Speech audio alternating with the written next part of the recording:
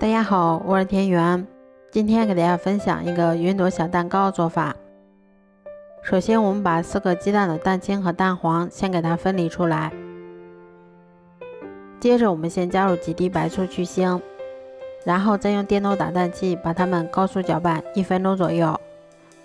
打发到蛋清出现密集的小气泡的时候，我们先加入30克的白糖，然后再加入25克的玉米淀粉。接着我们用电动打蛋器把它们继续打发10分钟左右，一直打发到提起打蛋器能够形成像这种倒三角的状态就可以啦。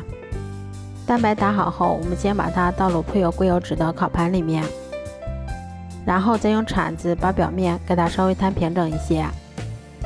最后我们在表面再摆放一些麦芽梅干或者自己喜欢吃的其他果干。接着我们再把它放到烤箱里面，烤箱中层上下火150度烤25分钟左右就可以啦。这样做出的云朵小蛋糕吃起来非常的松软香甜，咬上一口还有一股浓浓的鸡蛋的香味儿。如果喜欢的话就试试吧，喜欢我的视频就关注我吧，谢谢您的支持。